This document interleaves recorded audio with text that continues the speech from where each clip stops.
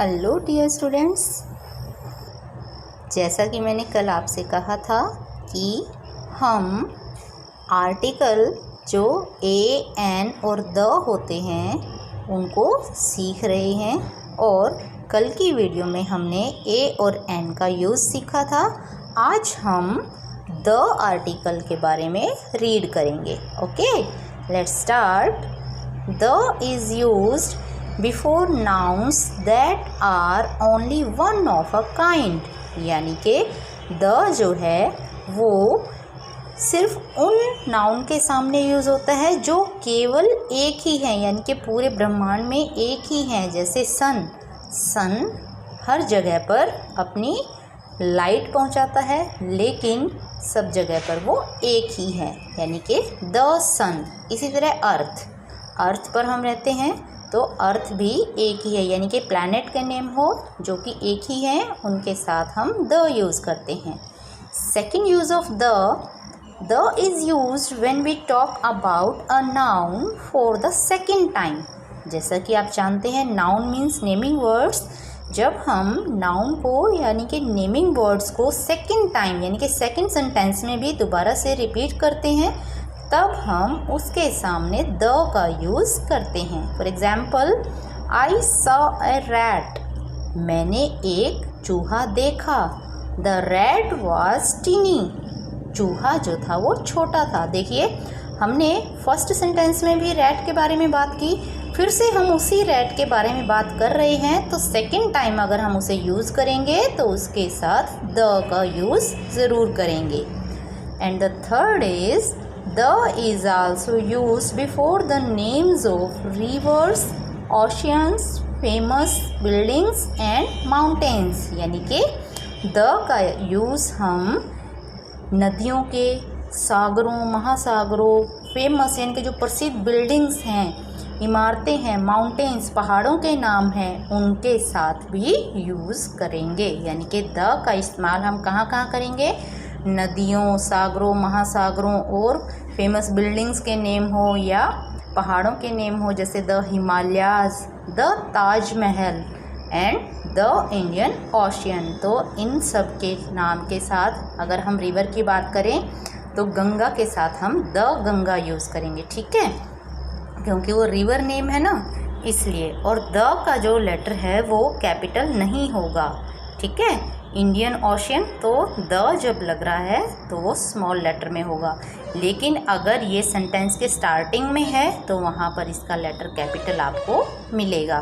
तो dear student, I hope it is clear to you how to use the article the.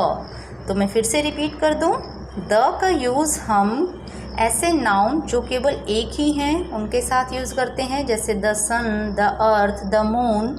इसके बाद the का use हम ऐसे नाउन के साथ करते हैं जो रिपीट हो रहे हों, यानी कि पहले सेंटेंस में भी हमने किसी नाउन के बारे में बात की है और नेक्स्ट सेंटेंस में भी हम उसी नाउन को रिपीट कर रहे हैं, तो उससे पहले हम द यूज़ करेंगे।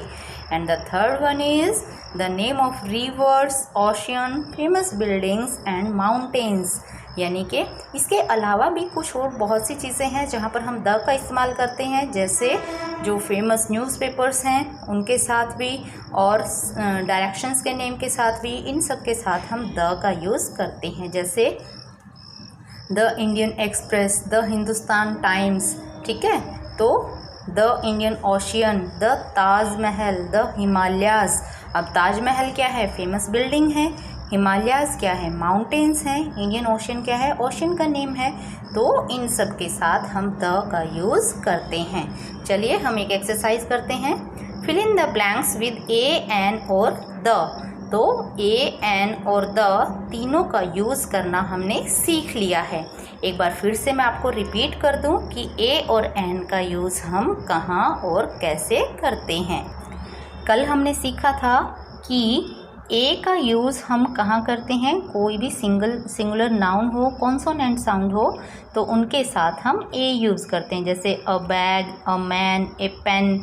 और एन का यूज़ हम कहाँ करते हैं? वोवल और वोवल साउंड के साथ, जैसे वोवल साउंड में अ, आ, ई, ऊ, ओ, औ, ये सब साउंड उसकी होनी चाहिए, जैसे एन एप्पल, एन एग, तो ए की साउंड आ रही है। एन आउल, आव की साउंड आ रही है। इसी तरह मैंने एक आपको एग्जांपल दिया था कि जैसे ऑनेस्ट है, HONEST, ऑनेस्ट, यहाँ पर कॉन्सोनेंट है, लेकिन कॉन्सोनेंट के रूल के अकॉर्डिंग यहाँ पर ए होना चाहिए, बट हम यहाँ साउंड देखेंगे ओ की साउंड आ रही है, तो इसलिए यहाँ पर एन यूज़ होगा। इसी तरह यहाँ पर वोवल है ONE, लेकिन साउंड क्या है वन, तो यहाँ पर ए यूज़ होगा। तो I hope dear student it is clear to you how to use a, an and the. चलिए हम कुछ एक्सरसाइज करते हैं ताकि आपको और अच्छे से क्लियर हो जाए। आर्टिकल्स के यूज़ के लिए जिसमें हम ए, एन और द तीनों का यूज़ करेंगे, तो ये एक्सरसाइज हमें यहाँ पर गिवन है। चलिए स्टार्ट करते हैं। First is Delhi is dash big city. अब देखिए हम ब्लैंक के बाद वाले वर्ड को देखते हैं। बिग सिटी यानी कि बिग, ब कॉन्सोनेंट है, तो यहाँ पर ए यूज़ होगा। This is dash old trunk. अब ओल्ड वोवल भी है और साउंड भी हमारी वोवल है, तो एन यूज़ होगा। Mister Parekh is dash artist, यानी कि मिस्टर पारेख क्या है, एक आर्टिस्ट हैं। अब यहाँ पर वोवल भी गिवन है और साथ में साउंड भी वोवल की ही है, तो एन यूज़ होगा। I am reading dash exciting book, तो मैं एक बहुत ही एक्साइटिंग बुक पढ़ रहा हूँ, तो ई है और साउंड भी अ की आ रही है, तो एन यूज़ किया जाएगा। ओके, नेक्स्ट देखते हैं।